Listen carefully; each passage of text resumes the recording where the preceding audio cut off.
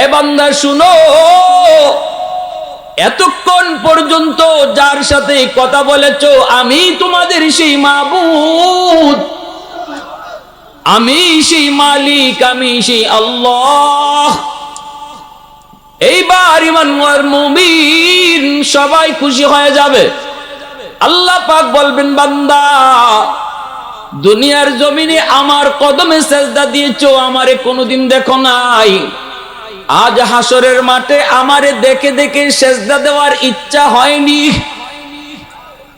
হাসরবাসী বলবে, মালিক 60 বছর 70 বছর তোমার কদমে সেজদা দিয়েছি, কোনদিন তোমাকে দেখি নাই, দেখে সেজদা দিতে পারি নাই, শুধুমাত্র হাসরের মাঠে তোমার কদম দেখে সেজদা দিব, এই আশায় না দেখা 60 বছর সেজদা দিছি।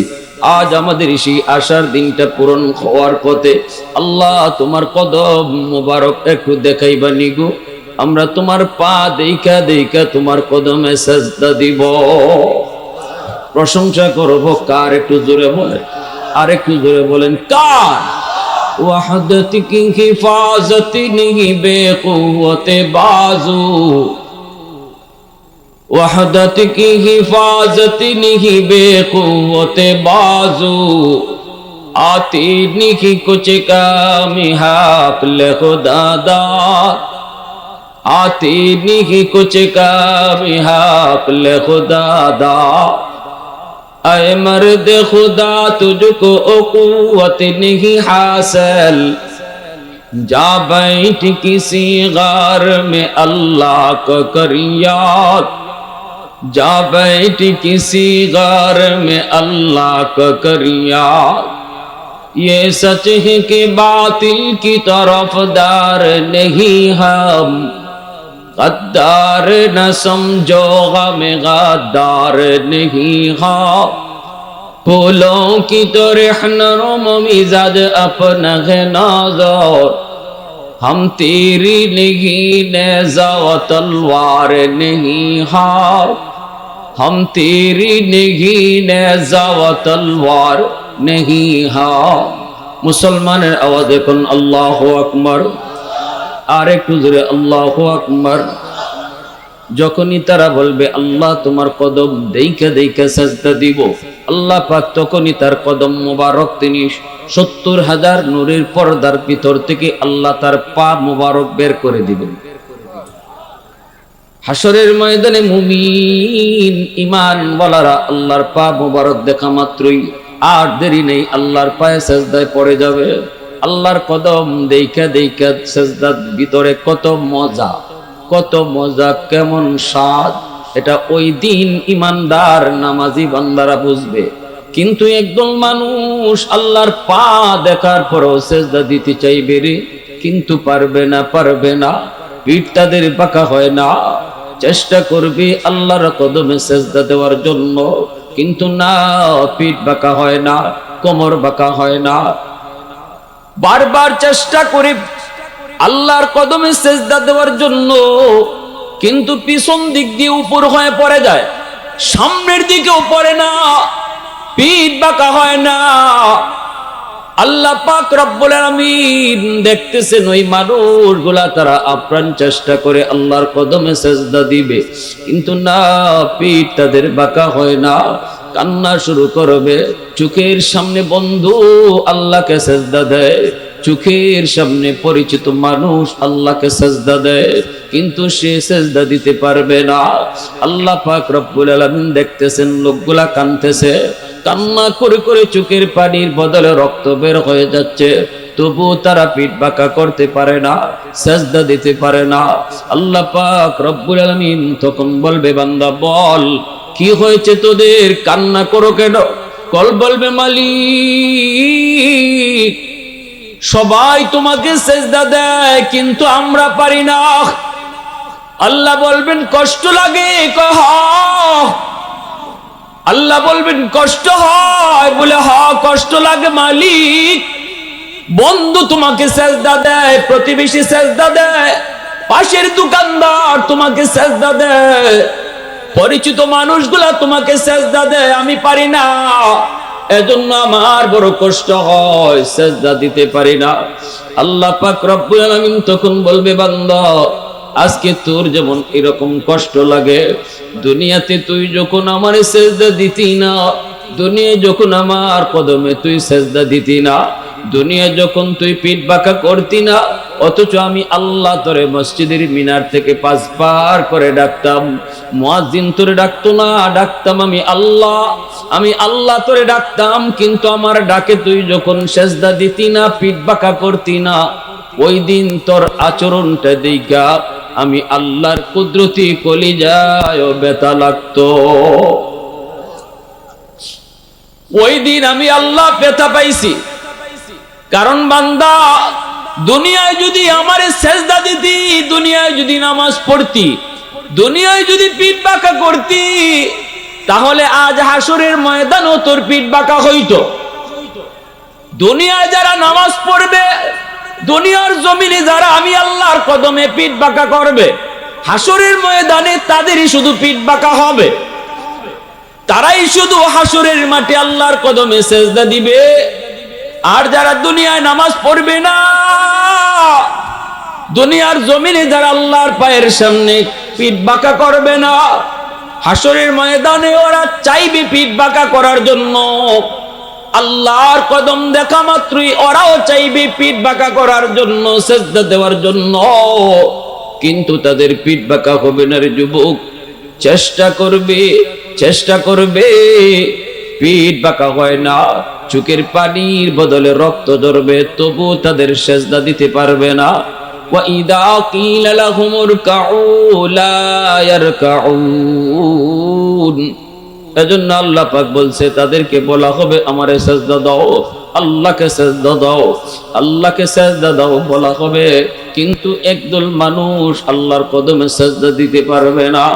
আল্লাহ পাক রব্বুল আলামিন তখন বলবে, বান্দা জানোসনি দুনিয়াতে তুই যখন সেজদা দিতি না, তখন তোর আচরণ দেখে আমি আল্লাহ কত কষ্ট পাইতাম, কারণ তোরে আমি বানাইছি কত আদর করে, জানোসনি? সৃষ্টি জগতের ভিতরে আর কোন জিনিসকে আমি আল্লাহ এত আদর করে বানাই নাই রে। ফেরেশতা বানাইতো আমি আল্লাহ এত আদর করি নাই। জান্নাত জাহান্নাম তাও আমি আল্লাহ এত আদর করে বানাই নাই। জিব্রাইল মিকাইলকে আমি আল্লাহ এত আদর করে বানাই নাই। বান্দা তোরে যত আদর করে আমি বানাইছি। আসমান আল্লাহ বানাইছেন কুন ফায়াকুন বইলা, জমিন আল্লাহ বানাইছেন কুন ফায়াকুন বইলা, ফেরেশতা আল্লাহ বানাইছেন কুন ফায়াকুন বইলা, কিন্তু আমারে আপনারে আল্লাহ পাক কুন ফায়াকুন বলে বানায় নাই।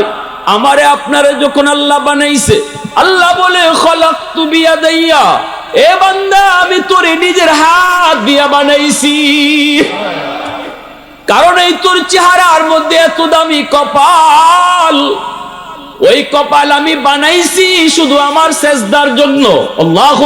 কিন্তু যখন আমি দেখতাম এই কপাল দিয়ে তুই আমারে সেজদা দেও না, তখন তোর আচরণ দেখেও আমি আল্লাহ বড় কষ্ট পাইতাম। বান্দারে, মসজিদের মিনার থেকে মুয়াজ্জিন তোরে ডাকে না, আমি তোরে ডাকি 5 বার।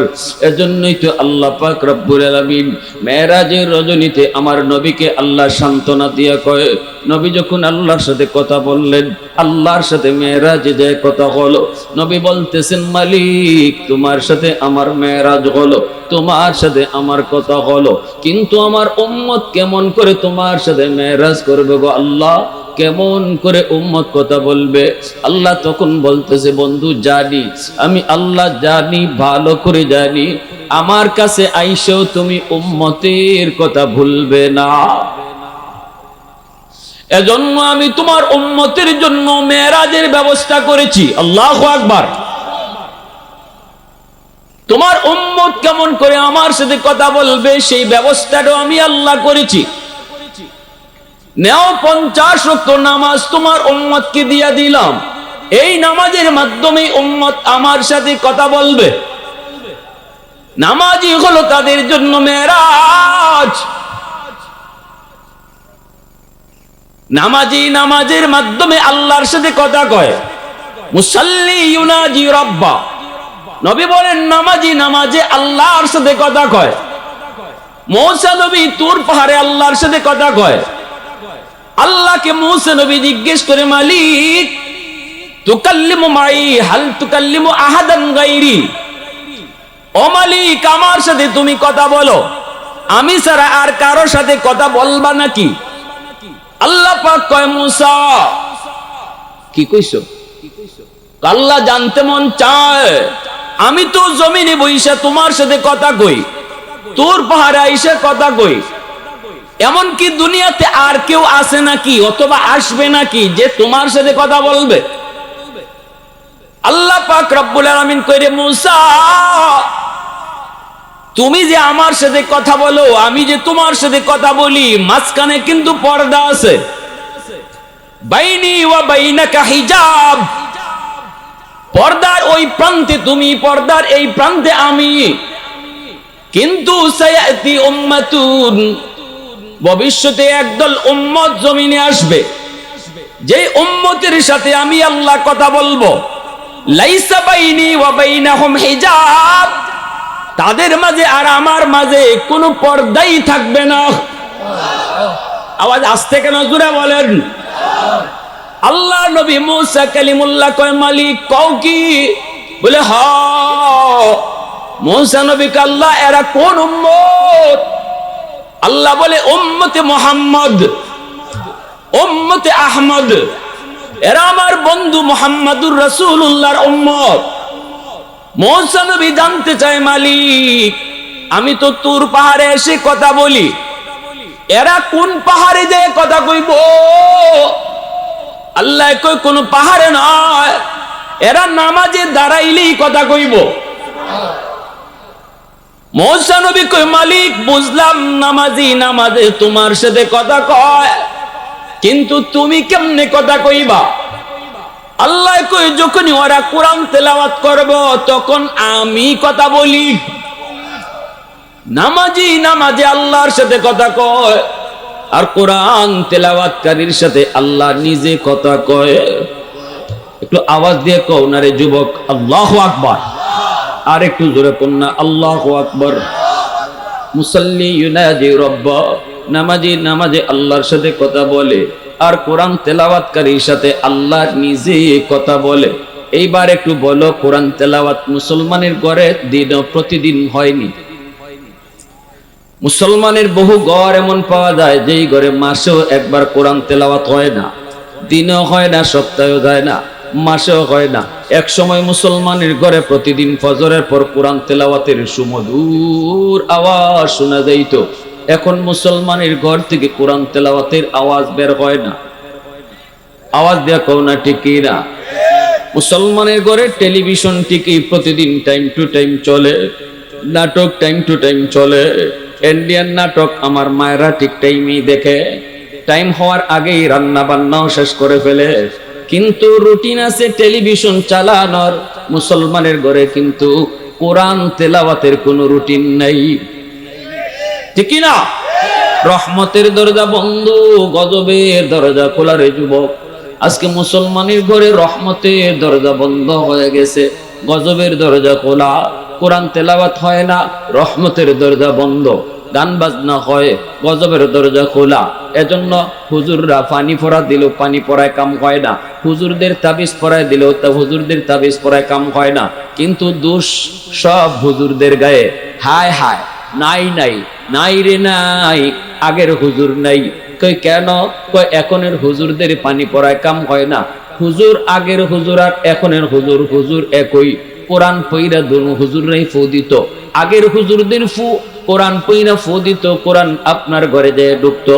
কারণ রহমতের দরজা ওই জমানায় মুসলমানের ঘরে খোলা ছিল, এই জমানায় মুসলমানের ঘরে রহমতের দরজা খোলা নাই।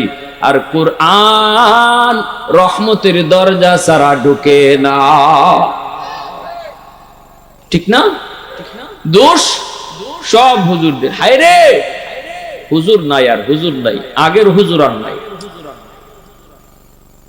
আমাদের সিলেটের এক হুজুর ছিলেন, নুরুদ্দিন ঘরপুরি রহমতুল্লাহ আলাইহি, বহুত বড় একজন বুজুর্গ।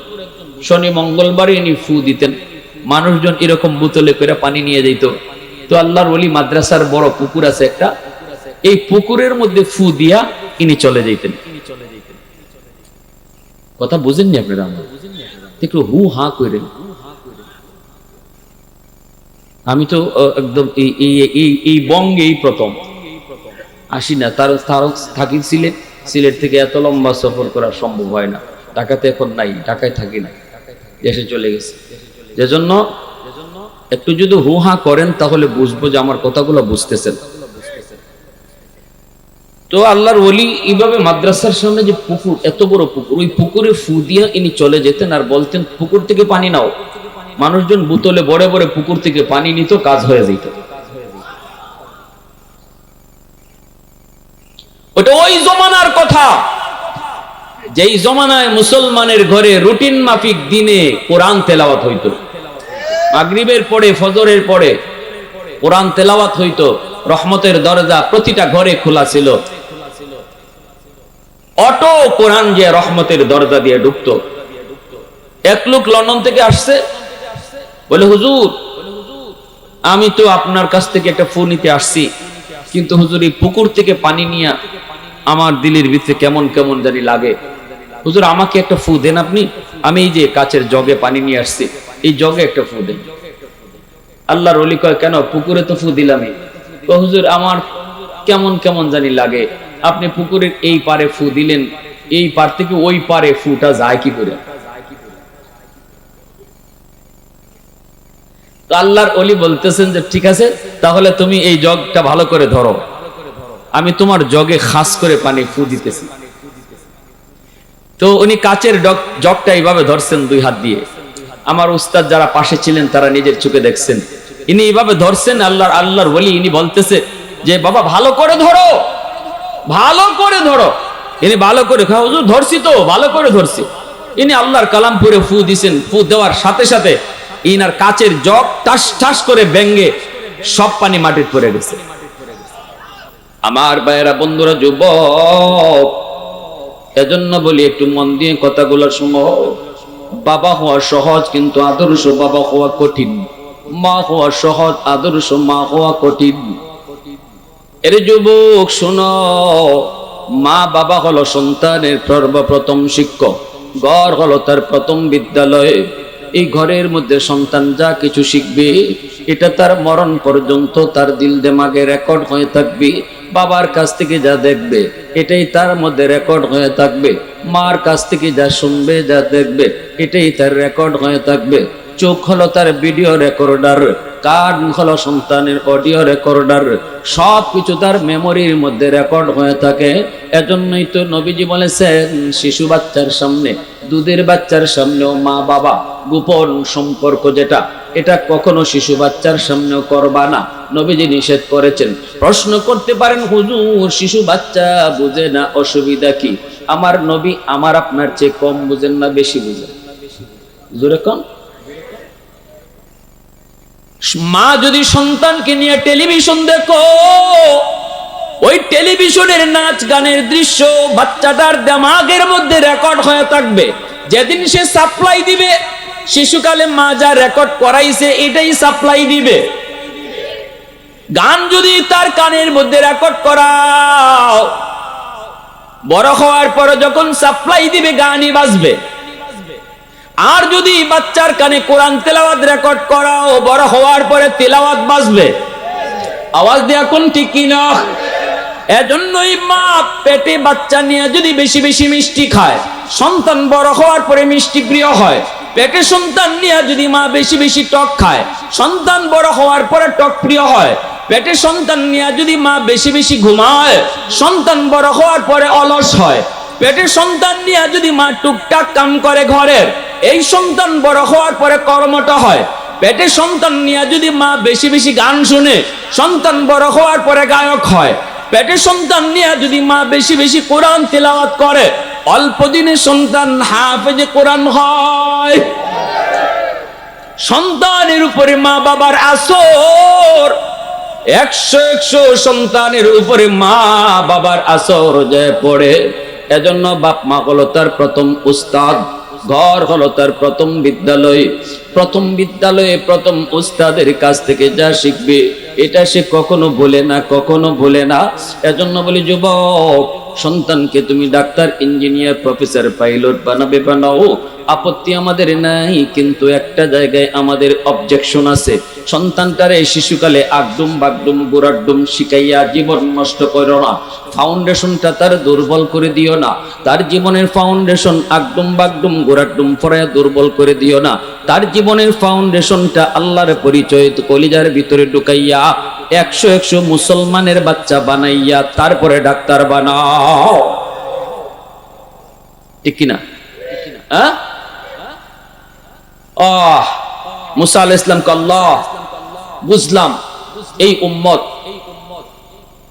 এই যে উম্মত তোমার সাথে কথা বলবে নামাজে, আর তুমি তাদের সাথে কথা বলবা কোরআন তেলাওয়াতে। সুবহানাল্লাহ। আল্লাহ এই উম্মত আমারে দিয়া লাও। আল্লাহ কয় এরা আমার বন্ধুর উম্মত, তোমাকে দিব কি কইরা? মুসা নবী কয় তাহলে আমারে নবী না বানাইয়া ওই নবীর উম্মত বানাইয়া দাও। আল্লাহ বলে এটাও হবে না, তুমি অনেক আগে চলে আসছো, এরা আরো অনেক পরে আসবে। আল্লাহ নবী রহমতের নবী কয় মালিক কি দিয়েছো আমার উম্মতকে? মেরাজ কেমনে করবে? কয় 50 ওয়াক্ত নামাজ। নবীজি মহা খুশি, আল্লাহ নবী মহা খুশি। এইবার মায়ের নবী নামাজ পায়া নবীজি উম্মতের জন্য মেরাজের ব্যবস্থা পাওয়ার পর নবীজি এইবার তিনি রওনা দিয়ে দিলেন, চলে আসতেছেন। আল্লাহ বলতেছে রে মুসা, ও মুসা, বন্ধু তো চলে যায়, বন্ধু চলে গেলে আমার তো ভালো লাগে না। বন্ধু তো আমার এমন বন্ধু যেই বন্ধুকে যতক্ষণ দেখি ততক্ষণই দেখতে মন চায়, বারবার দেখতে মন চায়, বারবার কথা বলতেও মন চায়। ও মুসা, আমার বন্ধু তো চলে যাইতেছে, মন তো চায় আরো কথা বলি। তুমি মুসা পারলে বুঝায়া শোনাইয়া ফিরত পাঠায়া দিও। মুসা নবী কয় নবী গো এত খুশি কেন? নবী কয় উম্মতের জন্য 50 ওয়াক্ত নামাজ নিয়ে যাইতেছি, যেই নামাজের মাধ্যমে উম্মত আল্লাহর সাথে কথা বলবে। মুসা নবী কয় না গো নবী, না হবে না, 50 ওয়াক্ত তাদের জন্য অনেক কষ্ট হবে। এটা আখিরি জমানার উম্মত, এদের হায়াত কম, সময়ের বরকত কম। না গো নবী আপনি পারবে না, কমায় নিয়ে আসেন। এইবার নবীজি কয় হ, আমি তো এতটা চিন্তা করি নেই, আমি তো এতটা ভাবি নেই, খুশিতে আমিও তো বেহুশ হয়ে গেছি। নবীজি আবারও গেলেন আল্লাহর কাছে। আল্লাহ পাক বলতেছে বন্ধু কেন আইছো? নবীজি বলেন আল্লাহ 50 ওয়াক্ত উম্মতের জন্য কষ্ট হয়ে যাব গো মালিক, কমায় দাও, কমায় দাও। আল্লাহ কয় নেও বন্ধু, 5 ওয়াক্ত কমায় দিলাম। 50 থেকে 5 কমায় দিলেন, হলো 45। নবীজি চলে আসতেছেন। আল্লাহ কয় মুসা জায়গা জায়গা, বন্ধু জায়গা, আমার মন চায় আরো কথা বলি। তুমি মুসা পারলে আবারও ফেরত পাঠিয়ে দিও। মুসা নবী কয় না গো নবী, না হবে না, 45 ওয়াক্ত অনেক কঠিন হবে, যান আরো কমায় আনেন। নবীজি আবারও আসলেন। আল্লাহ কয় বন্ধু কেন আইছো? নবী কয় আল্লাহ হবে না, বেশি হয়ে যায়, কমায় দেন। আল্লাহ কয় নেও, আরো 5 ওয়াক্ত কমাইলাম। 40 ওয়াক্ত নিয়ে নবী চলে আসতেছে। আল্লাহ পাক অ্যাডভান্স মেসেজ পাঠায় দেয় মুসা নবীর কাছে, ও মুসা, বন্ধু তোমার পাশ দিয়েই যাবে, মন চায় আরো কথা বলি, আরো দেখি, আবারও তুমি বুঝায় ফেরত পাঠায় দিও। আওয়াজ দিয়ে কোন না সুবহানাল্লাহ। মুসা নবী কয় না গো নবী হবে না, 40 ওয়াক্ত কঠিন হয়ে যাবে, আরো কমান। নবীজি আবার ফেরত আসলেন। আল্লাহ আবারও কুদরতি মুচকি হাসি দিয়া কয় বন্ধু কেন আইছো? আমার আপনার নবী কয় আল্লাহ 40 ওয়াক্ত উম্মতের জন্য কঠিন, আরো কিছু কমায় দেন। আল্লাহ কয় নেও বন্ধু, আরো 5 কমাইলাম। নবী আসতেছেন, আবারও আল্লাহ অ্যাডভান্স মেসেজ। এইভাবে মুসা নবীর কাছে আসেন আর মুসা পাঠায়। নবী আইলেন আর গেলেন 9 বার। 9 5 45, 5 নং 45 ওয়াক্ত আল্লাহ কমায় দিল। এরপরে নবীর কাছে রইছে আর 5 ওয়াক্ত। এই 5 ওয়াক্ত নিয়ে নবী যাইতেছে। এইবারও আল্লাহ কয় মুসা বন্ধুরে আবারও ফেরত পাঠায়ো। उल्फत में तेरी वैसी ने दंदन को तोरा, उल्फत में तेरी वैसी ने दंदन को तोरा, बू बकर उम्र नक्श कदम तीरा न छुरा, बू बकर उम्र नक्श कदम तीरा न छुरा, आयो शाक़ नबी वाक़े असरार मदीना, सुल्तान का सुल्तान है सुल्तान मदीना, सरकार का सरकार है सरकार मदीना, गुलजार का गुलजार है गुलजार मदीना, अल्लाह ने मक्का ही में काबा बनाया। अल्लाहु अकबर, जोरे कन्ना आरो जोरे अल्लाहु अकबर। अल्लाह ने मक्का ही में ये काबा बनाया, इस काबा का काबा तेरी मरकद को बनाया, इस काबा का काबा तेरी मरकद को बनाया, ऐसा लम्हा जी चले जा राह मदीना, सुल्तान का सुल्तान है सुल्तान मदीना, सरकार का सरकार है सरकार मदीना, गुलजार का गुलजार है गुलजार मदीना। একটু আওয়াজ দিয়া বলেন আল্লাহু আকবার, আর একটু জোরে বলেন আল্লাহু আকবার। এইবার আমার ভাইরা বলুন তো, আল্লাহ পাক 9 বার নবীকে কেন নিলেন আর আনলেন? আল্লাহ তো একবারেই 45 ওয়াক্ত কমাইতে পারেন, 9 বার কেন আনলেন আর নিলেন? এর কারণ হলো বন্ধু বন্ধুকে যত দেখে যত কথা কয় ততই কথা কইতে মন চায়। আদরের ঘনিষ্ঠ বন্ধু, আপনজন, প্রিয়জন, মনের মানুষ যত কাছে থাকে ততই ভালো লাগে, ঠিক না? কত পাগল আল্লাহ পাকের জন্য, সবাই পাগল, আর আল্লাহ আমার আপনার নবীর জন্য পাগল। জোরে কন্না সুবহানাল্লাহ। এজন্য আল্লাহ কয় না না, একবারে যদি 45 কমায় দেই তাহলে তো আমার বন্ধু চলে যাবে। 5 করে কমায়, 9 বার আনে আর 9 বার কয় বন্ধু কেন আইছো? ওই কেন আইছো কইব, কথাটা কইব আর নবী কইব, এটা শোনার জন্য আল্লাহ 9 বার নিলেন আর আনলেন। এইবার 5 ওয়াক্ত নিয়ে যখন নবী চলে যায়, মুসা নবী কয় নবী গো না না, 5 ওয়াক্ত উম্মত পারবে না, আপনি যান আরো কমায় নিয়ে আসেন। নবী বলতেছে ভাই মুসা আমি আর পারবো না, যতবার গেছি আল্লাহ ততবারই 5 করে কমাইছি, এখন রইছে মাত্র 5। আমি এই 5 লইয়া আমি আবার যদি আল্লাহর কাছে যাই, আল্লাহ যদি আগের মতোই কমায় দেয় তাহলে আর থাকবে না, না আমি আর যাব না। এইবার মুসা নবী কয় না গো নবী যান যান, আল্লাহ আমারে মেসেজ দিছে একটা না একটা পাবেনি, খালি হাতে আল্লাহ ফেরত দিবে না। তবে যাওয়ার সময় আমি আপনাকে একটা বুদ্ধি শিখাই দেই, আগে যতবার গেছেন আপনি বলছেন কেন গেছেন, এইবার যখন আপনি যাবেন আর আল্লাহ জিজ্ঞেস করবে বন্ধু কেন আইছু, তখন আপনি বলবেন মালিক 9 বার আইছি, 9 বার কইছি আমি কেন আইছি, এখন আমি কইমু না, তুমি কও কেন আইছি। কারণ অন্তরের খবর জানেন কে? একটু আওয়াজ দিয়া, আল্লাহু আলিমুম বিদাতিস সুদূর। অন্তরের খবর জাননেওয়ালা কে?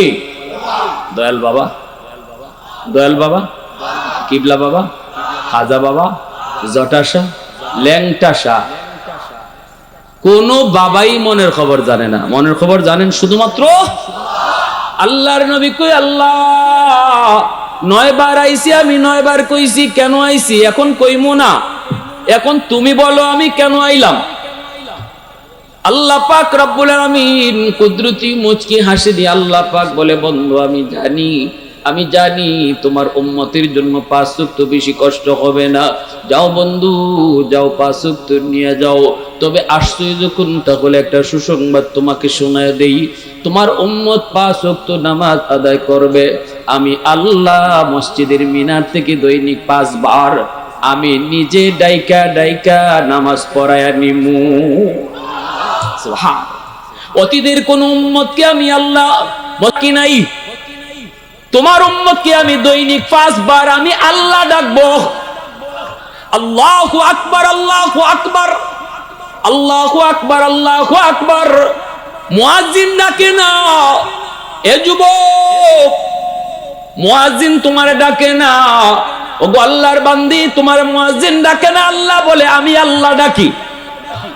আল্লাহ বড়, আল্লাহ বড়। আল্লাহ কয়, বান্দা তোর ব্যবসা ছোট, আমি আল্লাহ বড়। তোর বন্ধু ছোট, আমি আল্লাহ বড়। তোর ঘুমটা ছোট, আমি আল্লাহ বড়। ঘুমটা বাদ দিয়া তুই নামাজে আয়, বন্ধুরে বাদ দিয়ে আমি আল্লাহ ডাকে আয়। এ আল্লাহর বান্দি, কামটা ছাড়ো, নামাজ পড়ো। কাম বড় নয়, আমি আল্লাহ বড়। ঠিক কিনা জোরে বলেন। আর আল্লাহ কয়, বন্ধু উম্মতকে জানায় দিবা, এই 5 ওয়াক্ত নামাজ যদি ঠিক মতো আদায় করে, আমি আল্লাহ তারে 50 ওয়াক্ত নামাজের সওয়াব দান করব। সুবহানাল্লাহ। ইউসুফ আলাইহিস সালাম, জুলাইখা ইউসুফ আলাইহিস সালামকে 7টা আঙ্গুরের ভিতরে নিয়ে ঢুকাইলো। দরজা লাগায় লাগায় তালা দিল, বড় বড় তালা। এই তালার চাবি রাখলো জুলাইখার পেছের মধ্যে। খাস কামরার ভিতরে নিয়ে কই, ইউসুফ আমার মনের ইচ্ছা পূরণ করো। আল্লাহর পয়গম্বর ইউসুফ নবী কয়, অসম্ভব, আমার আল্লাহ সব দেখেন। জুলেখা কয়, 7টা গেটের ভিতরে ঢুকাইছি, কেউ দেখবে না, তুমি আর আমি। ইউসুফ নবী কয়, আল্লাহ দেখে। জুলেখা তখন তো আল্লাহকে মানে না, আল্লাহকে চিনে না, দেবতার পূজা করে। শোকেসের উপরে একটা ছোট্ট মূর্তি আছিল। এই মূর্তিটারে জুলেখা কাপড় দিয়া ঢেকে ফেলছে। ঢেকে বলতেছে, এই যে দেখো, দেবতার মুখও ঢেকে ফেললাম। কথা কোন? ইউসুফ নবী কই, তুমি তোমার দেবতার মুখ ঢাকতে পারো কাপড় দিয়া, কিন্তু আমি আমার মালিকের মুখ ঢাকার মতো ক্ষমতা আমার শুধু না, তোমার শুধু না, কায়নাতের ভিতরে কারো ক্ষমতা নাই আল্লাহর মুখটা ঢাকার। রাতের অন্ধকারে করলো, আমার আল্লাহ দেখেন। পানির নিচে করলো, আমার আল্লাহ দেখেন। দরজা বন্ধ করে অপরাধ করলে আল্লাহ দেখেন। উস্তাদের চোখে ফাঁকি দিলেও আমার আল্লাহর চোখে ফাঁকি দেওয়া যায় না। বাপ মার চোখে ফাঁকি দিলেও আল্লাহর চোখে ফাঁকি দেওয়া যায় না। ঠিক কিনা জোরে বলেন। কেউ না দেখলেও দেখেন কে? আল্লাহর পয়গম্বর ইউসুফ নবী কয়, না না, হবে না। জুলেখা কয়, না, তাহলে আমার মনের ইচ্ছা পূরণ করতেই হবে। নবীজি দেখলেন অসম্ভব, আমি তো বিপদে পড়ে যাব। চিন্তায় পড়ে গেলেন পয়গম্বর। আল্লাহর কাছে বলেন, মালিক এখন আমি কি করব? তালা তো মারা, কিন্তু মনে মনে তিনি জানতেছেন, বুঝতেছেন, আমার আল্লাহ বলেছেন, বান্দা গুনাহ থেকে বাঁচার জন্য যদ্দূর তোমার পক্ষে সম্ভব তুমি এদ্দূর করো, বাকিটা করব আমি আল্লাহ। দরজা পর্যন্ত যাওয়া আমার কাম, তালা খুলে দেওয়া আমার কাম না। কামটা কার? ইউসুফ নবী দৌড় দিয়া দরজা পর্যন্ত গেলেন, তালা খুলে দিলেন কে? ওয়াল্লাযীনা জাহাদু ফীনা লানাহদিয়ান্নাহুম সুবুলানা ওয়া ইন্নাল্লাহা লামাআল মুহসিনিন। আল্লাহ পাক কয়, তুমি যদ্দূর চেষ্টা করার এদ্দূর করো, বাকিটা করব আমি আল্লাহ। ইউসুফ নবী তিনি দরজা পর্যন্ত গেলেন, আল্লাহ তালাটা খুলে দিলেন। এইভাবে 7টা তালা আল্লাহ খুলে দিলেন। ইউসুফ নবী তিনি দরজার বাহিরে পৌঁছলেন। সাথে সাথে জুলাইখার স্বামী সামনে এসে হাজির। ইউসুফ নবী অবাক হয়ে গেলেন। জুলাইখা তো আরো বিপদে পড়লো। স্বামীর সামনে ধরা, স্বামী দেখতেছে পিছনে বউ দৌড়ায়, সামনের দিকে ইউসুফ দৌড়ায়। এখন স্বামী দাঁড়ায় আছে আজিজে বিসর। জুলেখা বলতেছে, আগেই কয়ে উঠছে মহিলাদের ষড়যন্ত্র বড় কঠিন। সাথে সাথে জুলেখা কয়, দেখছো নি যেই ফুলাটারে তুমি এতদিন ধরে মায়া কইরা করে পালছো, তোমার ঘরে লালন পালন কইরা খাওয়াইছো, বড় করছো, আজকে সেই তোমার স্ত্রীর সাথে খারাপ করতে চাইছে। মারতে নেবে নাউজুবিল্লাহ একজনও কয় না বুঝা যায় আপনারা অত তো বুঝেনি না বুঝতে কোন সময় নাউজুবিল্লাহ কোন সময় আউজুবিল্লাহ এটু আল্লাহ নবীর উপর অপবাদ দিয়া বইছে হ্যাঁ যে পোলাটারে যে এত আদর করে বড় করছেন ও আজকে দেখছো তোমার আমানতে খেয়ানত করতে চাইছে সাথে সাথে ইউসুফ নবী কয় মিথ্যা কথা আমি এমন করি নাই আপনার বউ খারাপ করতে চাইছে এখন জুলেখা কয় ইউসুফ দোষী আর ইউসুফ নবী কয় জুলেখা দোষী দুইজনে লাগছে গন্ডগোল সমাধান দিবে কে আল্লাহর পক্ষ থেকে একটা শিশু বাচ্চা দুধের বাচ্চা যে বাচ্চা কথা বলতে জানে না মার দুধ খায় দুধের বাচ্চা কথা কয় ওই দুধের বাচ্চা বলতেছে মার কুলে থেকে ও আজিজে মিশর আল্লাহ দুধের বাচ্চার জবান খুলে দিছে একটা দুধের বাচ্চারে দিয়ে আল্লাহ সাক্ষী দেওয়াইতেছে যেন আজিজি মিশরের কোনো সন্দেহ না থাকে বড় একজন মানুষ দিয়ে সাক্ষী দিলে পরে হয়তো জুলেখার স্বামীর মনের ভিতরে এটা আসতে পারতো যে হে কারো পক্ষ নিতেছে কিন্তু একটা দুধের বাচ্চা সে তো কারো পক্ষ বিপক্ষ বুঝে না ঠিক কি না দুধের বাচ্চাটা কয় শোনেন কে দোষী আমিও বলবো না আমি বলবো না ইউসুফ দোষী নাকি জুলেখা দোষী আমি একটা থিওরি বইলা দিই থিওরি ওই থিওরি দিয়ে তুমি সামনে আগান আপনি পাওয়া যাবেন কে সঠিক আর কে মিথ্যা কে সত্য কয় আর কে মিথ্যা কয় কয় কেমনে কয় ইউসুফের জামা সামনের দিকে সিরা না পিছনের দিকে সিরা এটা তালাশ করে দেখো যদি জামা সামনের দিকে সিরা হয় তাহলে বুঝবা ইউসুফ দোষী আর যদি পিছনে সিরা হয় বুঝবা জুলেখা দোষী ইউসুফ দৌড়ে ভাগতে চাইছে আর জুলেখা আটকাইতে চাইছে জামা ধরে টান দিছে হয়তো পিছনে সিরছে আর সামনে সিরলে ইউসুফ দোষী এখনই আজিজ মিশর কয় থিওরিটা তো সুন্দর সে যখন ইউসুফ নবীর জামা তালাশ করলো সামনে না পিছনে সিরা দেখে পিছনে সিরা জুলেখা দোষী হয়ে গেল ইউসুফ নবীর আল্লাহ পাক ইজ্জতের সাথে বাঁচায় আনলেন কিন্তু এরপরও জুলেখা এই জিদ মিটাইবার জন্য ইউসুফ আলাইহিস সালামরে কারাগারে রাখলো স্বামীরে বুঝাইয়া কারাগারে রাখলো সে ইউসুফ আলাইহিস সালাম একসময় মিশরের খাদ্যমন্ত্রী হলেন অভাব দেখা দিল 7 বছর দুর্ভিক্ষ দেখা দিল ওই দুর্ভিক্ষ কাটলো এরপরে আবার মানুষের মধ্যে দুর্ভিক্ষ হওয়ার আগে 7 বছর তিনি ফসল ফলাইলেন আর দুর্ভিক্ষের বছরটাতে ইনি দেশের জনগণকে এই লাইন দইরা দইরা গম দিতেন আটা দিতেন বিভিন্ন দেশ থেকে মানুষ আসতো আল্লাহ পাক রব্বুল আলামিন তার পয়গম্বরে একটা অর্থ মন্ত্রণালয় খাদ্য মন্ত্রণালয়ের দায়িত্ব প্রথমে তারে দিয়া চালাইছেন এইবার তিনি যখন লাইন দিয়ে মানুষকে দিতেছেন একজন আয় 1 কেজি করে আটা দেওয়া হয় প্রতিজন প্রতি 1 কেজি আটা দেওয়া হয় একজন যুবক আসছে আয়েশা বলতেছে আমারে 5 কেজি দেন 1 কেজি আমি নিব না ইউসুফ আলাইহিস সালাম বলতেছেন সবার জন্যই আইন সমান আপনারা 5 কেজি কেন দিব সবাই 1 কেজি করে নিতেছে আপনারা 5 কেজি কেন দিব 1 কেজি করে নেন আপনার ফ্যামিলিতে যদি 5 জন থাকে তাহলে 5 জন আনেন 5 জনরে 5 কেজি দেই ওই যুবক বলতেছে জি না ফ্যামিলিতে কেউ লাগবে না আমি একাই আমারে 5 কেজি দিতে হবে আর যদি বেশি বলেন তাহলে 10 কেজি দিতে হবে ইউসুফ আলাইহিস সালাম তো অবাক কি রে এটা কেমন যুবক ইউসুফ আলাইহিস সালাম বলেন কি ব্যাপার কি আপনার মাথায় সমস্যা কোনো সমস্যা নাই 20 কেজি দিতে হবে কথা বললেই ডাবল বাড়ে ইউসুফ আলাইহিস সালাম বলেন ব্যাপার কি কয় আমার পরিচয় যদি আপনি পান তাহলে 20 কেজি 40 কেজি না পুরা বাইতুল মালি আমারে দিয়া দিবেন পুরা গোডাউন দিয়া দিবেন আমারে ইউসুফ আলাইহিস সালাম বলে কে তুমি সাথে সাথে যুবক কয় ও আল্লাহর পয়গম্বর মনে পড়েনি আপনি জুলেখার ষড়যন্ত্রে ফেসে গেছিলেন দরজার সামনে জুলেখার স্বামী জুলেখা কয় আপনি দোষী আপনি কোন জুলেখা দোষী আপনাকে নিরপরাধ প্রমাণ করেছিল কে কয়েকটা দুধের বাচ্চা সাথে সাথে যুবক কয় আমি সেই দুধের বাচ্চা আজকের যুবক আল্লাহু আকবার জোরে বলেন আরেকটু জোরে বলেন আল্লাহু আকবার আল্লাহর পয়গম্বর ইউসুফ সাথে সাথে বুকের সাথে বুক মিলায়া কপালে চুমু খায়া চোখের পানিটা জড়ায়া তার জন্য দোয়া করেন আর করেন ভাইরি যা তুই যাও গোডাউনে যা আছে সব করে দিয়া দিলাম এইবার আল্লাহ কয় ইউসুফ একবার শুধু তোমার সাক্ষী দিয়া তোমার নিরপরাধ প্রমাণ করেছে একবার শুধু তোমার বরত্বের সাক্ষী দিছিল যেই যুবক এই যুবককে তুমি গোডাউনের মালিক বানায় দিছো ভবিষ্যতে একদল উম্মত আসতেছে জমিনে আমার বন্ধুর উম্মত এরা দৈনিক 5 বার আমি আল্লাহর বরত্বের ঘোষণা দিব, 5 বার আমারে সাক্ষী দিব। ওই উম্মতকে আমি আল্লাহ ও জান্নাতের গোডাউন দিয়া দিব। আওয়াজ দিয়া কন্যা সুবহানাল্লাহ, আরো জোরে সুবহানাল্লাহ। এজন্য আল্লাহ পাক রব্বুল আলামিন আমার নবী রহমতের নবীকে কয়, নবী গো আপনি যান, 5 ওয়াক্ত নামাজি উম্মতের জন্য দিয়া দিলাম, কষ্ট হবে না গো নবী নেন। আমি আল্লাহ তাদেরকে ডাইকা ডাইকা নামাজ আমি পড়ায় নিব।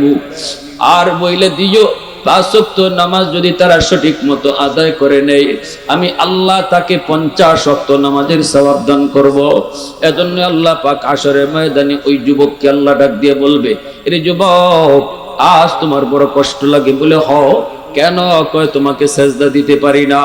আল্লাহ কয়, যেদিন আমি মসজিদের মিনার থেকে তোরে ডাকতাম, ওই দিন তুই যখন মসজিদে আসতি না, তখন তোর না আসা দেখেও আমি আল্লাহর বড় মায়া লাগতো, আমার কলিজায় বড় ব্যথা লাগতো।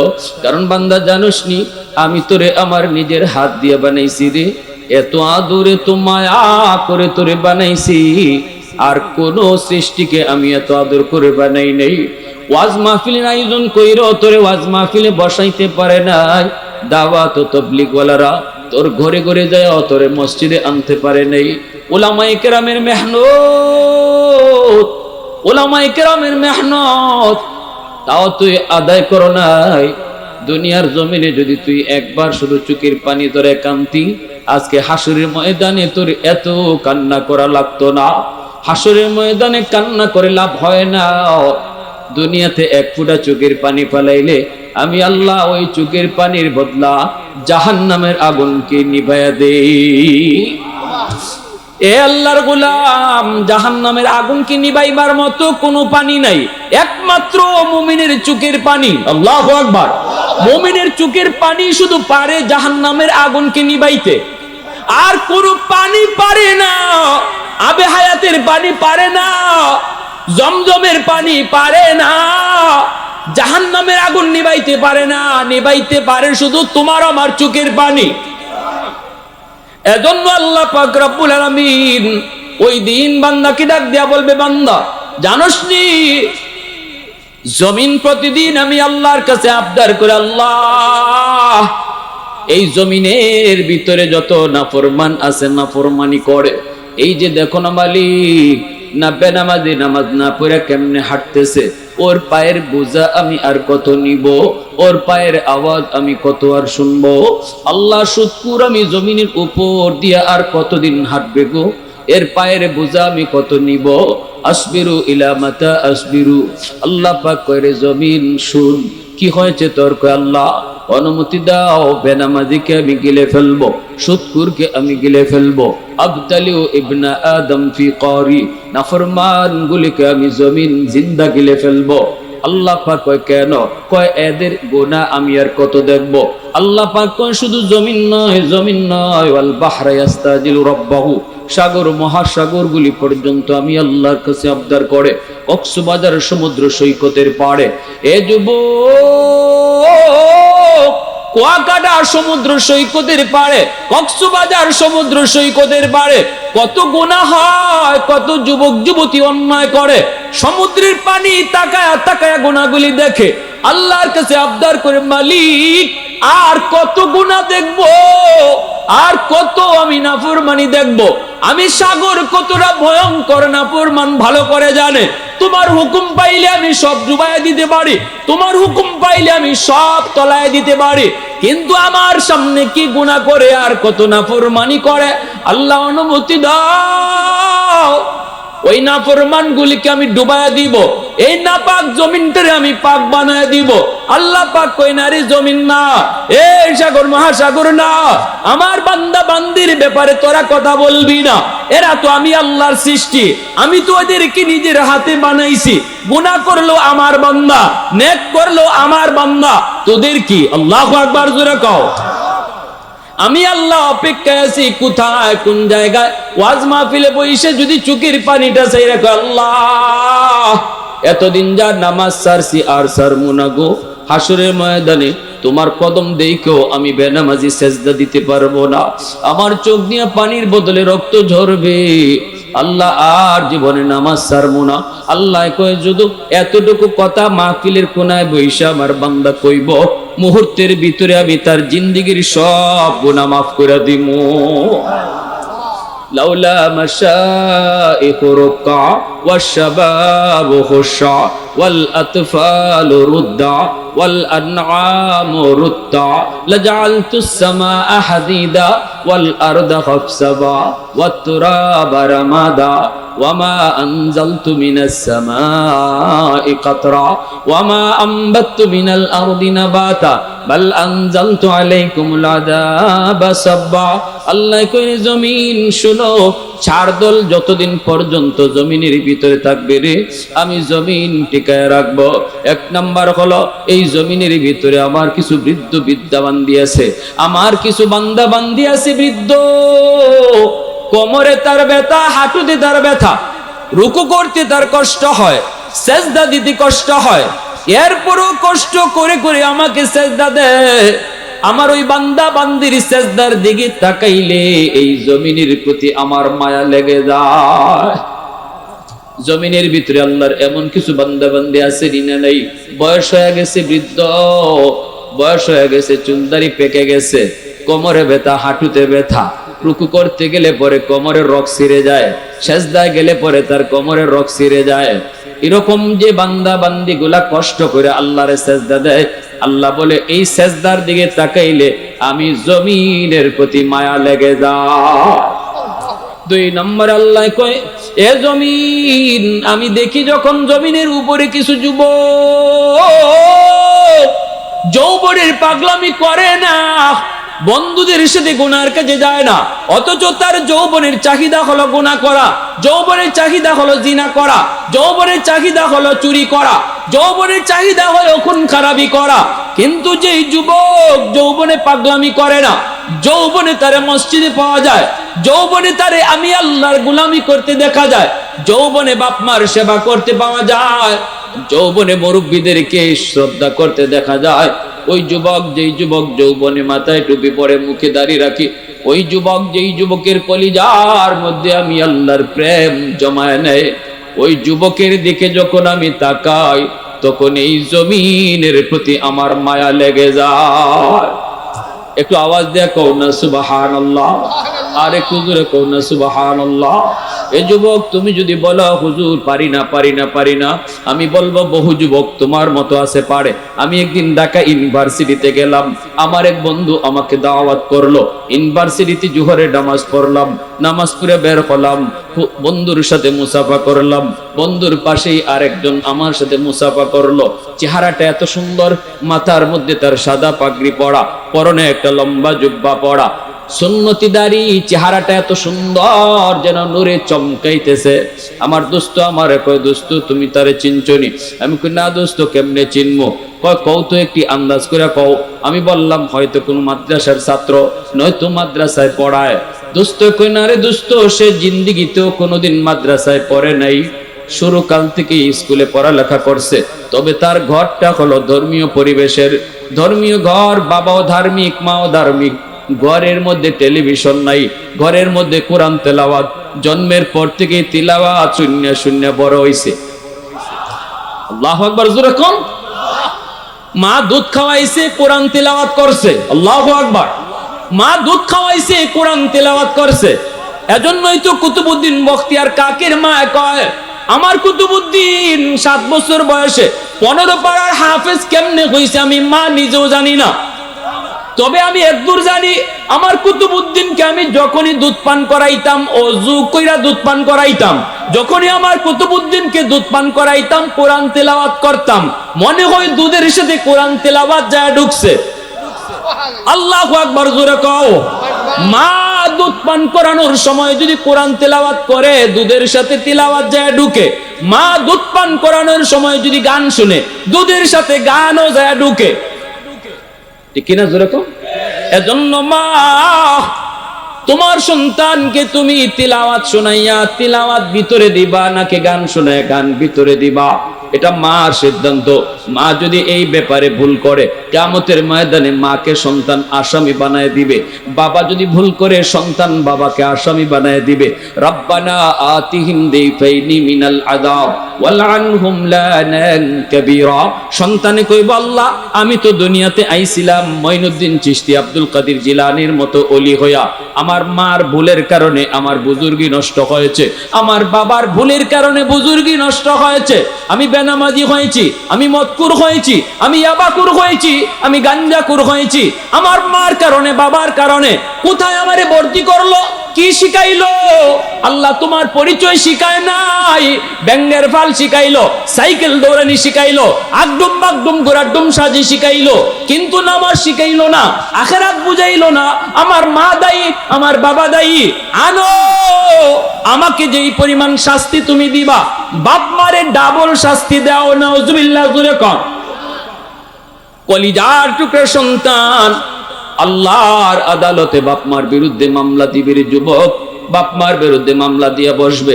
এজন্য আমার বন্ধু বলতেছে, দোস্ত সে তো স্কুলে পড়ছে, ঢাকা ইউনিভার্সিটিতে ভর্তি হওয়ার সময় ভর্তি পরীক্ষায় সর্বোচ্চ নাম্বার পাইছে, ইংলিশে অনার্স নিছে, ইংলিশে অনার্স পরীক্ষায় ফার্স্ট ক্লাস ফার্স্ট হয়েছে, অর্থাৎ ঢাকা ইউনিভার্সিটির মধ্যে সবচেয়ে ভালো স্টুডেন্ট, ওর উপরে ভালো কোনো স্টুডেন্ট নাই। দেখো তার মাথায় পাগড়ি, মুখে আমার নবীর সুন্নতি দাড়ি, পরনে লম্বা জুব্বা। আমি বললাম দোস্ত আয় আমার বুকে আয়, কপালে চুমু খাইলাম, চোখ দিয়া পানি ঝরলো। এই পরিবেশে তুমি কেমনে নবীর এই পোশাক নিয়ে চলো, তোমার কি অসুবিধা হয় না? ওই হুজুর দোয়া কইরেন, আমাকে দেখলে আমার ইউনিভার্সিটির মেয়েরা এরাও আমাকে দেখলে মাথায় কাপড় দিয়া দেয়, সহপাঠীরা সালাম দেয়, মেয়েরা দেখলে আমাকে দেখলে মাথায় কাপড় দিয়ে দেয়। আমার উস্তাদরা আমাকে খুব সম্মান করে, খুব মায়া করে, আমি আমার উস্তাদদেরকে খুব সম্মান করি। ঢাকা ইউনিভার্সিটির মধ্যে আমাকে চিনে না এমন কেউ নাই, সবাই আমাকে অনেক সম্মানের চোখে দেখে। অতএব যুবক, কলেজে পড়া আপত্তি নাই, ভার্সিটিতে পড়া আপত্তি নাই, শিশুকালটা মুসলমানের বাচ্চা হইয়া তারপরে কলেজে যাও। যেখানে যাইবা আমার নবীর সুরত আর রং নিয়ে যদি থাকো, ওই জায়গাতে তোমাকে সবাই সবচেয়ে বেশি সম্মান দিবে, ঠিক কিনা? যেখানে যাইবা এখানে সম্মান, আল্লাহ তোমাকে নবীর রং ধরার কারণে আল্লাহ সম্মান বাড়ায় দিবে, ঠিক কিনা ভাই? আমার ভাইরা বন্ধুরা, এজন্যই আল্লাহ পাক রব্বুল আলামিন বলবে, বান্দারে কষ্ট লাগে তোর, আমারে সেজদা দিতে পারো না, দুনিয়াতে তোরে কত ডাকছি আমি আল্লাহ, দিন 5 বার ডাকছি, ওয়াজ মাহফিল কইরো এলাকার মানুষে ডাকছে, তোরে বসাইতে পারে নাই। ওই দিন যদি তুই আমার ডাকে আসতি, আর আমি আল্লাহর কোন একটা কথায় যদি তার তোর কলিজাটা দিল নরম করে দিতাম, আর এক ফোঁটা চোখের পানি ফেলাইতে, আজকে চোখের পানির বদলে রক্ত ঝরানো লাগতো। আজকে রক্ত ঝরাইলো আমি আল্লাহ, বিন্দু পরিমাণ তোর প্রতি মায়া দেখাবো না। দুনিয়াতে এক ফোঁটা পানি যদি ফেলাইতে, আমি তোরে মায়া কইরা রহমতের কুলে টেনে নিতাম। দুনিয়ার এক ফোঁটা চোখের পানির দাম আছে, হাসরের মাঠে পানির বদলে রক্ত ঝরাইলেও লাভ নাই। আল্লাহ বলবে, খুযুহু ফাগুল্লুহু সুম্মাল জাহিমা সাল্লুহু সুম্মা ফি সিলসিলাতিন যারউহা ৭০ যিরাআন ফাসলুকু। আল্লাহ বলবেন, ওরে ধরো, ৭০ গজ জিঞ্জির দিয়ে ওরে বাঁধো, ৭০ গজ জিঞ্জির দিয়া বাঁধো, জাহান্নামে নিক্ষেপ করো, জাহান্নামে নিক্ষেপ করো। ভাইরা আমার, আজকে হাফেজ সাহেব পাগড়ি নিছে, যদি সন্তানটা আজকে যে হাফেজ সাহেব পাগড়ি নিল, তাদের বাপ মা জানে এই বাপ মার কলিজায় যে আনন্দ, পৃথিবীতে আর কোন বাপ মার কলিজায় এত আনন্দ নাই। আওয়াজ আসতে কেন জোরে কম? যেদিন সন্তানের মাথায় পাগড়ি পরানো হয়, ওই দিন বাপ মার কলিজায় যে আনন্দ বয়, এই আনন্দ পৃথিবীর কোন বাপ মার কলিজায় নাই। এজন্য এই আনন্দটা আপনাদের মনে আসুক, এটা অন্তরে চায় কি চায় না? অন্তরে চায় কি চায় না? কিয়ামতের মাঠে আল্লাহ একটা পাগড়ি নিয়ে হাসরের মাঠে দাঁড়ায় থাকবে, আর আল্লাহ বলবে, কই মা বাবারা আসো। নবীর বাপ মা এসে তো, আল্লাহ আমি তো অমুক নবীর আম্মা, নূহ নবীর আম্মা, নূহ নবীর আম্মা, আমি তো অমুক নবীর আব্বা, অমুক নবীর আব্বা। আল্লাহ বলবেন, আমি তো কোন নবীর বাপ মারে খুঁজি না, সরো তোমরা সরো, নবীর কোন বাপ মারে খুঁজি না। সাথে সাথে দেখা যায় ও একজন হাফেজের বাপ মা, আলেমের বাপ মা ঈশা কইব, আল্লাহ আমি অমুক হাফেজে কোরআনের মা, অমুক হাফেজের বাবা, অমুক আলেমের মা, অমুক আলেমের বাবা। আল্লাহ হাসরবাসীর সামনে বলবেন, আমি তো তোমাদেরকে খুঁজতেছি। নিজের হাতে আল্লাহ পাগড়ি পরায় দিবে আলেমের বাপ মার মাথায়, হাফেজ কোরআনের বাপ মার মাথায়, দুনিয়ার জমিনে সন্তানের মাথায় পাগড়ি দিছি আমরা, আর হাসরের ময়দানে বাপ মার মাথায় পাগড়ি পরাইবেন আল্লাহ। সুবহানাল্লাহ, জোরে কোন। বাপ মার মাথায় পাগড়ি পরাইবেন কে? আল্লাহ। কেন? কারণ দুনিয়াতে ওই বাপ মা সমাজের বিরুদ্ধে চইলা মাদ্রাসায় আসছে, সমাজ চলছে স্কুলের দিকে, সমাজ চলছে কলেজের দিকে, সরকারি চাকরির দিকে, সরকারি সার্টিফিকেটের দিকে, আর এই বাবা চলছে উল্টা পথে। মানুষের কইছে মাদ্রাসায় দিও না, চাকরি পাইব না, সার্টিফিকেট নাই, কেমনে চলবে, কেমনে খাইবে? কিন্তু আল্লাহ কয়, ওই বাবা ওই মা মানুষের কথায় কান্না দিয়া শুধুমাত্র আমি আল্লাহকে খুশি করার জন্য উল্টা পথে হাঁটছো, ওই দিনই আমি আল্লাহ তোমরা মা বাবার জন্য পাগড়ি বানায় রাখছি। আমার আব্বা আমারে যখন মাদ্রাসায় দেন, গোষ্ঠীর সবে বিরোধিতা করছে। আমার গোষ্ঠীতে কেউ আলেম নাই, আমি একা। আব্বাও জেনারেল শিক্ষিত, ভাই বোন আত্মীয় স্বজন চাচা যা আছে সব বড় বড় জেনারেল শিক্ষিত। আমাকে যখন মাদ্রাসায় দিবেন সব বিরোধিতা করছে। আব্বা বলছেন আমি এত কথা শুনি না, কেমনে খাইবে, কিভাবে চলবে, কিভাবে পড়বে, এটা কথা হয় কি হয় না সমাজে? মাদ্রাসা দিতে গেলে এরকম কথা কয় না অনেকে? মাদ্রাসা যে দিতেছ চলবো কেমনে, ঠিক না? বোঝা যায় রিজিক তার হাতে আর সে বাচ্চা দিতেছে, ঠিক না? মাদ্রাসা পড়লে ও আমার রিজিক দিবে না। বলুন তো, মানুষ আগে আইছে না রিজিক আগে আইছে? রিজিক আল্লাহ আগে পাঠাইছে, ঠিক কিনা জোরে কও? সন্তান যখন মার গর্ভ থেকে দুনিয়াতে আসে, আওয়ার পরে মার বুকে দুধ আসে না বাচ্চা এবার আগেই মার বুকে দুধ আসে? বাচ্চা আসার আগেই মার বুকে দুধ আল্লাহ পাঠায়। তাহলে সন্তান যাওয়ার আগেই আল্লাহ রিজিক পাঠায়। তাহলে যেই মালিকের হাতে রিজিক, যার নাম রাজ্জাক, আল্লাহ বলে ওই জায়গায় তোমরা হাত দিছো, আমার সন্তানরে জিগাও সে কোথায় পড়বে। আমার চাচারা জিজ্ঞেসে, বাবা কই পড়বা? স্কুলে পড়বা না মাদ্রাসায় পড়বা? আমি বলছি মাদ্রাসায় পড়ব। ফাইনাল। এবার বলুন খাইমু কেমনে, চলমু কেমনে? আমার আব্বা মাদ্রাসা পড়ায় ঠকছেন, হ্যাঁ জোরে বলেন, ঠকছেন। আমার ভাই যত বড় সচিব হোক, যত বড় জজ হোক, যত বড় যে যাই হোক, কয়জনে চিনে? আর আল্লাহর রহমতে আমার আব্বা আমাকে এই লাইনে দেওয়ার কারণে সারা দেশের নারী পুরুষ যুবক বৃদ্ধ সবাই চিনতেছে, দোয়া করতেছি, দোয়া নিতেছি প্রতি রাত প্রতিদিন।